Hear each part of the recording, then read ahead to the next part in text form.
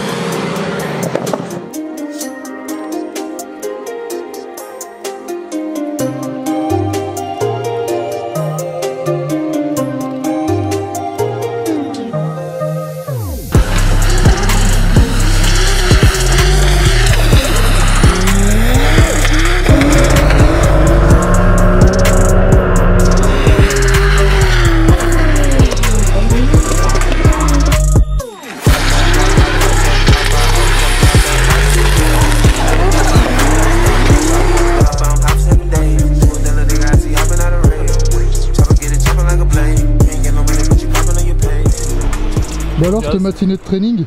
Un sous la pluie, un sur sec. Voilà, j'ai fait sur le mouillé. Donc bon, une patinoire, mais bon, ça va, ça va. J'ai pris mes marques. Je roule à 14 h et j'espère avoir au moins une session sur le sec. Comme ça, au moins dans le week-end, s'il pleut, bah, j'ai fait sur le mouillé. Et s'il fait grand soleil, ce que j'espère, bah, j'aurai au moins fait une fois un entraînement sur le sec. On verra bien. Voilà, moi nickel sur le sec, la voiture. Franchement, le châssis il accroche de fou. Le moteur marche bien. Je suis content, j'ai pris mes marques un petit peu.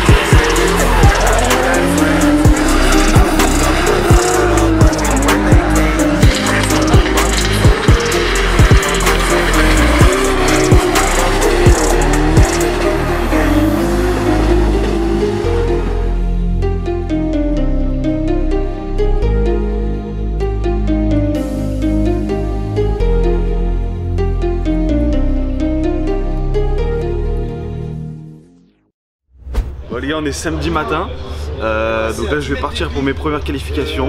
Bon, il fait beau, mais en fait il a plu toute la nuit, donc la piste est mouillée, c'est-à-dire en gros que là moi je vais passer dans les 20 premiers, c'est-à-dire que les 20 premiers vont sécher la piste à certains endroits, donc on va vraiment être sur du mouillé, sec mouillé. Mais bon, après faut s'habituer, donc on va bien voir ce que ça donne. Donc là maintenant il n'y a plus qu'à.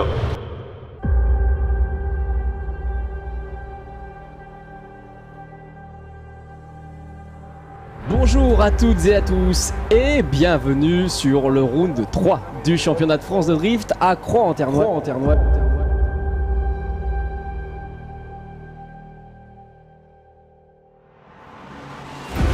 Les pilotes se sont entraînés la veille lors des essais.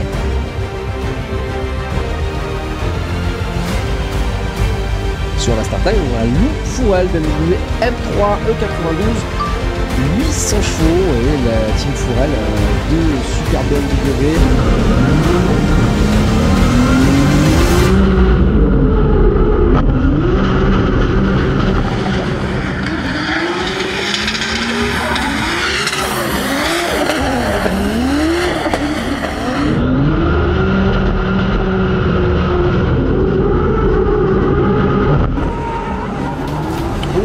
Bel angle ici. Oh, c'est dommage, ça s'est un tout petit peu embarqué, c'était joli. La puissance lève bien. Correction à la fin, vous avez vu, il relance un petit peu la caisse. Et voilà, de retour sur voilà. Jem Fourel, Tom, qui est en double monte avec son frère Lou. D'accord, suite à peut-être un problème mécanique sur sa série 2. Oui, il a une casse moteur sur sa M2, du coup le véhicule n'est pas présent. Allez, top départ du coup pour Jem.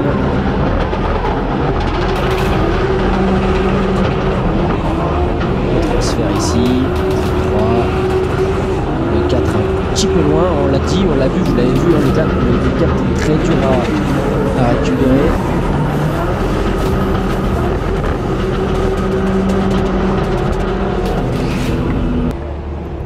En tout tout cas, ça a le mérite d'aller très vite. Hein. Attention, 3e place pour Jem Fourel.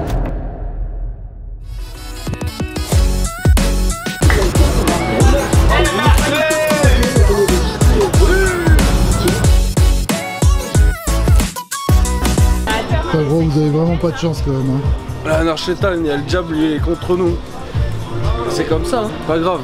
Demain, on fera des battles. Enfin, je me suis dit, c'est quoi? J'ai mis mes AirPods, j'ai mis du Joule, j'ai mis les sons à fond, j'entendais même plus la voiture. Et à fond, la voiture est cabrée et tout, incroyable. C'est passé. La joie elle est jusqu'à maintenant, et en fait, on voit le tableau top 32 pour cet après-midi, et le truc qui est jamais arrivé, ben je tombe contre mon frère. Mais du coup, vu qu'on roule sur la même voiture, et ben on va devoir décider qui roule cet après-midi. Ça fait vraiment... On fait 2 énormes pertes et il connaît pas la voiture et tout, il apprend, il fait un truc de ouf avec. Dégoûté. Dégoûté mais en même temps heureux. Content mais, quand même de la qualif et des pertes. C'est ça. En plus c'est rare que vous soyez en double monte. Hein. C'est la première fois, c'est jamais arrivé. C'est jamais arrivé. Ah là c'est comme ça.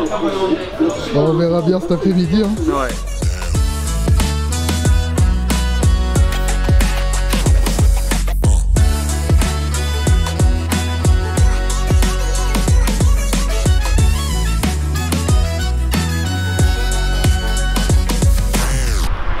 Ça pèse lourd, hein.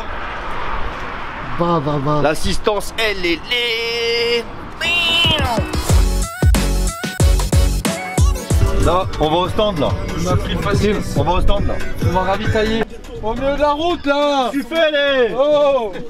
Bonsoir. Oh nom de Dieu. Allez là. On a un top 32. Oh l'enculé. Mais on comptait pas un dérapage à 14h là. Il prend le clip intérieur. Il y a un Rasso tuning, nom de Je Dieu. suis juste avant la place handicapée. Et allez sur la place handicapée. Ouais, c'est bon, on peut, hein. On a le droit, hein.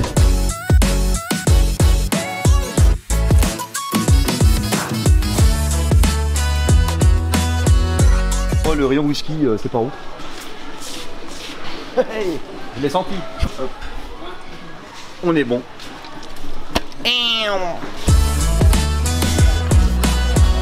Sac poubelle sans L. Le sac poubelle en général c'est le début du magasin. Et le pain, T'es un peu et comme moi je reste. connais. Le pain c'est le début du magasin aussi. T'as travaillé à Intermarché là,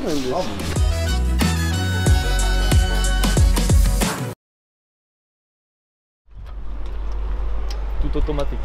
Automatique. Vous voyez l'équipe, petit récap de cet après-midi. Pour les qualifications, on a tous les deux été qualifiés sur le 92. Lou nous a fait un deuxième run incroyable. Allez voir la ligne juste maintenant, à l'instant T. Il est passé sur une ligne blanche. La ligne blanche, c'est nous qui l'avons tracée. Et la speed attack, c'est l'information télémétrique sur cette ligne-là. Elle est donnée sur cette ligne-là au moment où le pilote passe cette ligne. Je vous donne un exemple. En tout cas, il passe très bien le Fourel là ici. Il passe très bien, un peu large sur la fin du tracé. Il passe très bien. On a un très beau passage de Fourel sur son run numéro 2. Après du coup, top 32, je tombe contre mon frère. Le truc Donc avec improbable. une seule voiture, ça risque d'être compliqué. C'est la chose la plus improbable qui pouvait arriver, le fait de se retrouver en top 32, enfin franchement c'est... On n'a pas de chance là, encore une fois, on est des putains de chats noirs. Du coup, Lou passait en top 16. Du coup il m'a laissé, il m'a dit c'est ta voiture, ça a arrangé, et du coup j'ai pris... je suis parti en top 16, voilà. Du coup je tombe en top 16 face à Kevin Josou. La deuxième partie du tableau, on y est, c'est Kevin Josou face à Lou Fourel. Kevin Josou, qui est un super pilote d'ailleurs, là il fait une 3ème place. C'est tout à son honneur, franchement il a roulé trop bien. Moi j'ai fait une grosse erreur encore une fois au déclenchement. Ouh là là, très intérieur Lou, très intérieur. Attention, l'erreur de Lou Fourel ici. Je me suis fait avoir en fait tout seul, donc par mon propre jeu. En fait je veux trop coller, j'ai encore les anciennes habitudes avec mon ancienne voiture.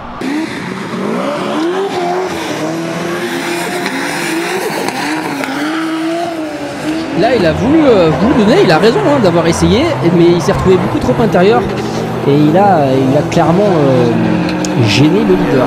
Vu que j'ai moins de puissance, faut couper, alors que là j'ai absolument pas besoin de faire ça. Du coup je me suis retrouvé trop à l'intérieur, en fait je me suis mis carrément à côté de lui comme si on faisait un run. J'ai fait n'importe quoi. Donc voilà, run leader moi devant, ça va très bien. Je fais un run qualif à peu près parfait.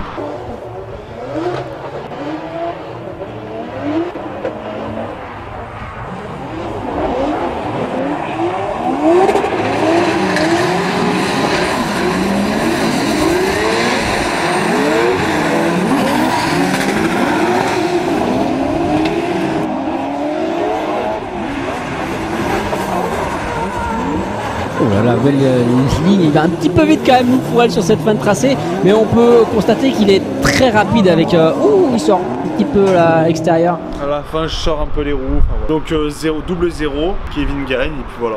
Demain est un autre jour, on verra bien. Moi, c'est sûr, je suis vraiment frustré parce que la caisse marche bien, je me sens trop à l'aise dedans, mais comme quoi...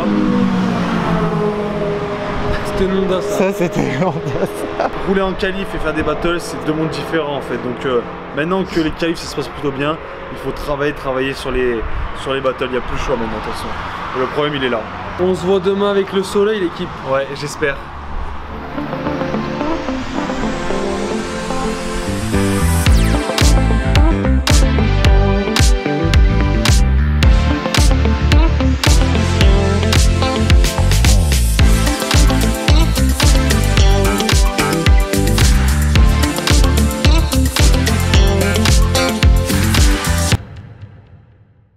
Donc ça y est, c'est la fin de ce week-end à Cros-en-Ternois.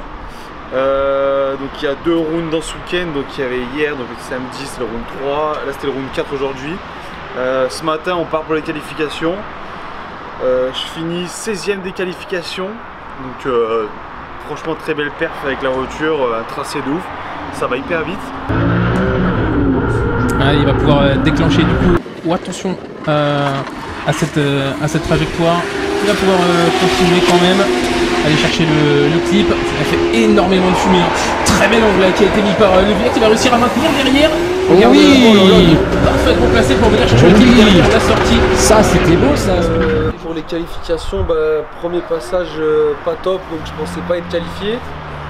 J'ai réussi à assurer mon deuxième run, ce qui me qualifie 21e. 25e. J'aime 45e pour le moment.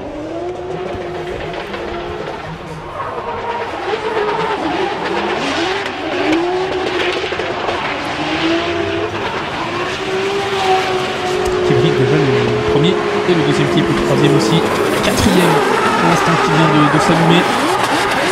Jolie ligne, un petit peu loin peut-être du clip numéro 6. La télémétrie du coup qui n'a... 25e, ce qui est assez bas, mais bon après tant que j'étais qualifié, moi c'était le but du week-end de pouvoir au moins faire un battle. Donc j'ai pu faire un battle aujourd'hui, un battle contre Jérémy Germain avec une 30 V8. Qui roule super bien, super propre, rapide, tout, c'est vraiment propre.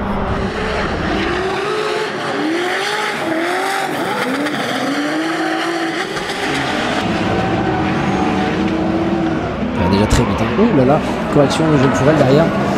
Jérémy Germain, Jérémy très à l'aise hein, sur le sec ici à Cros-en-Ternois. Toute la vitesse elle passe, toute la vitesse elle passe, oui. On entendait les rupteurs qui se multipliaient. Il faut que la vitesse passe vite. Mais j'ai pas réussi à garder ma ligne derrière ni devant et j'ai pas réussi à rouler comme en qualification. Il doit suivre son adversaire, rester dans la ligne et essayer de synchroniser à son adversaire, comme un peu un ballet. Voilà. Et ce qu'il y a, c'est que la différence du ballet, c'est que la chorégraphie n'est pas donnée. Elle n'est pas établie. Après du coup, top 32, moi je tombe contre Nicolas Dufour qui a fait deuxième aujourd'hui, énorme. Et du coup, Loufourel face à Nicolas Dufour. Oui, Lou, jeune pilote au championnat de France de drift face à un Nicolas Dufour très expérimenté. Par contre, là, il y a une différence de puissance qui est phénoménale. Je pense que Nicolas Dufour peut se laisser un petit peu avoir sur ce run-là, c'est-à-dire le run où il est suiveur, parce que c'est très difficile de suivre Loufourel. Surtout avec cet angle-là, la roue qui se lève. Aïe, aïe, aïe, aïe, aïe, exceptionnel. Il rattrape très très bien, Lou. Quant à Nicolas Dufour, lui derrière, avec une caisse de malade, elle fait 320 chevaux, mais c'est surtout le pilotage, tout. Voilà, bravo à lui, parce qu'il a fait un truc, quand même un exploit, encore une fois. Numéro 2, déclenchement de Nicolas Dufour face à Loufourel qui va essayer de maintenir la distance avec son peu d'expérience en battle. Il ne faut pas se mentir, attention, il va arriver très fort ici. Il met un peu plus d'angle ici que de Nicolas Dufour. Et ben c'est pas mal, il suffit de relancer. C'est joli ce dive que nous offre Loufourel. C'est très beau. Je suis un peu déçu aussi quand même de ne pas être allé plus loin dans la compétition, mais bon. Je commence cette année avec cette voiture, on s'attendait toujours s'attendait un peu à ça quoi. Très content quand même parce qu'il y a beaucoup de pilotes qui sont restés dans les stands à pas partir, donc ouais, bien content et maintenant on sait sur quoi travailler et puis voilà. La M2 est en cours de restauration au niveau du moteur. On attend encore quelques pièces mais normalement on sera présent pour la prochaine manche du CFD avec. Donc soyez prêts pour des gros battles.